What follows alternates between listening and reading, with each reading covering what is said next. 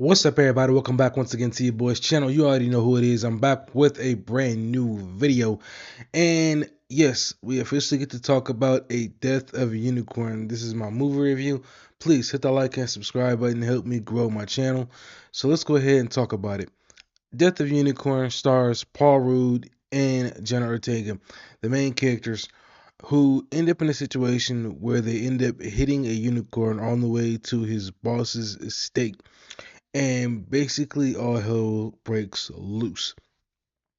Now, watching the trailers for this movie, I'm gonna be honest with you, I love the trailers. They made me laugh. They're very entertaining. I didn't know what to expect watching this movie. Um, but after seeing the movie, it gave me what I expected during the second half, but not so much during the first. Let me explain. The first half of the movie basically is about this family who is trying to use the unicorn's blood to, I guess basically mass produce it. You know what I'm saying? But one of the scientists explains that it's basically impossible to do it because of the simple fact that this unicorn shouldn't exist. The resources to synthesize it and make more just doesn't exist. And so the father basically is telling the scientist to do whatever he has to basically create more of the unicorn's blood. And the first half of the movie, the whole first half of the movie, is basically Jenna Ortega's character trying to reason with the family and tell them that they should leave the fawn alone and that they shouldn't be trying to do any of the stuff that they're trying to do. And none of them are listening. They're all basically in their own world trying to basically mass produce this fawn's blood. I honestly didn't really care for any of the characters. I'm gonna just be straight up about it, okay? The most entertaining character in this whole entire movie is Will Porter. He is the MVP of this film, okay? I've seen some other reviews. Everybody basically agrees that he is the MVP of this movie. Jenna Ortega basically plays, Jenna Ortega. I haven't seen her in a lot of things, but from what I've seen and some of the stuff I've watched, she basically plays what you see, is what you get. Her father is Paul Rudd. Paul Rudd basically plays Paul Rudd. You know what I'm saying? Same thing. So to me, between Paul Rudd and his family, they're all a bunch of idiots. Okay. And I forgot to mention at the beginning of the film, Paul Rudd ends up driving to the estate, and on his way there, he has this coughing fit, because of his allergies acting up, and that's how he ends up hitting the fawn.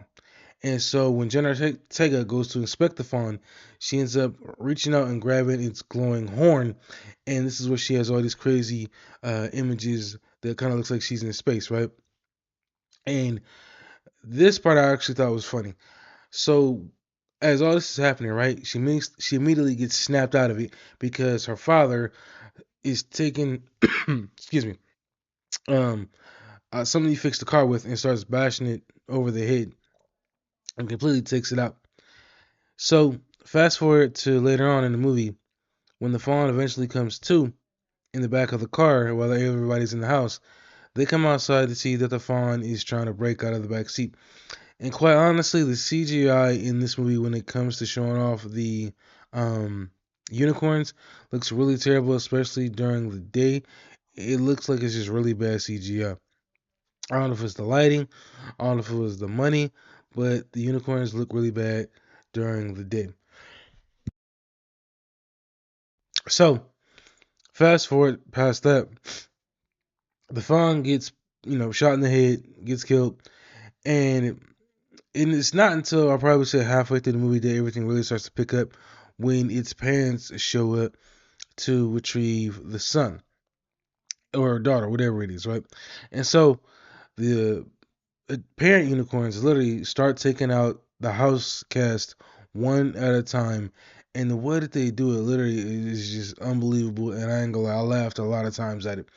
There's the one scene like you see in the trailers where the um the scientist, he gets impaled, right? Because as you can see, there's a fawn outside of the research facility as they're moving it through the research facility, and all of a sudden he just gets impaled, and you see kind of like kind of not off screen but behind the veil, all of his guts and everything starting to fall out, and he ends up falling to his death.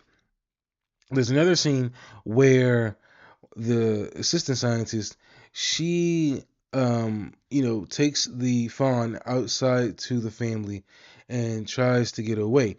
And so the unicorns disappear. And so she's like, trying to signal the family, but as she signals the family, both of the unicorns literally just snatch her up almost like this was Jurassic Park and just rip her to shreds. There's another scene where Will Porter gets back kicked by the fawn because he was trying to take out Jenna Ortega's dad. They have a funny scene at the end too, where basically Jenna Ortega stabs him with the fawn's end of the unicorn horn, and he stabs him with some type of something. I didn't get a chance to see what it was, but I just thought that part was funny. There's another scene where Will Porter's mom hears something coming from the bookcase and immediately gets stabbed in the shoulder by one of the unicorns. And she gets dragged out of the room. And the unicorn grabs her by the foot, puts her on a table, bites her hand, and basically she's trying to turn on the air before it takes her out, right? Because her son Will Porter is up on top of the upper floor, right? And he's finna use the bow and arrow that he has lit on fire to take it out and just destroy it. But at the last second, he ends up leaving his mom to have her guts ripped out by the unicorn. Like I said, the second half of the movie is really where everything really started to shine. And basically, what happened with Jenna Ortega after she ends up touching the unicorn's glowing horn, she ends up is somehow connected to these creatures, right?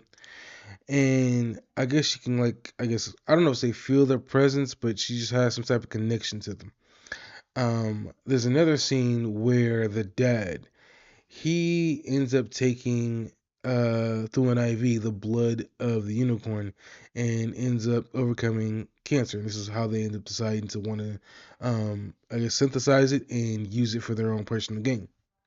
There's a scene where he ends up getting killed because as him and Paul Rudd are running back to the house, he gets cut off by the both of them, right? And as he tries to reason with them, and they glow, one of the unicorns glows his horn. He tries to touch it.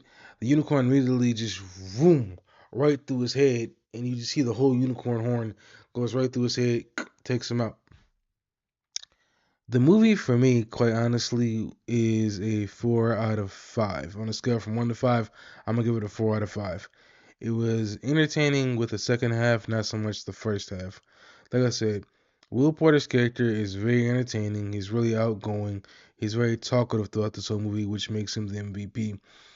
The relationship between Paul Rudd and Jenna Ortega, it's okay. Her being older, I guess, pretty much young adult, maybe teenage age. Um, Obviously they have some friction.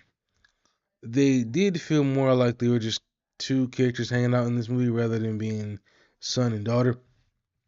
By the way, his character does get killed at the end after he gets stabbed, and the unicorns are the mom and the dad end up bringing him back to life because somehow they're able to connect the two horns together and use magic to bring their son back to life and also bring him back to life. And so the butler, who earlier in the movie ends up escaping, he comes back with the police. And so the cop automatically thinks that Paul Rudd and his daughter took out everybody so they get arrested. And so um the unicorns, who after using the magic to save him, all turned white because one of them was black, one of them was white, the little one was white.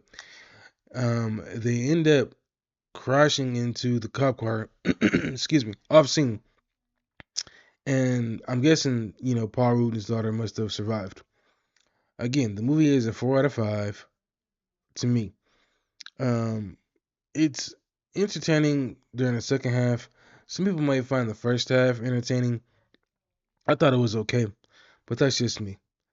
Anyway, post your comments down below. Let me know what y'all think about my review on the movie.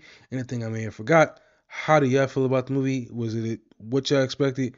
Was it a smash hit? Was it boring? Post those comments down below. Let me know what you all think in the comment section below. I appreciate every last single one of you for watching. Like, comment, subscribe. Catch you on the next review. Peace. I'm out.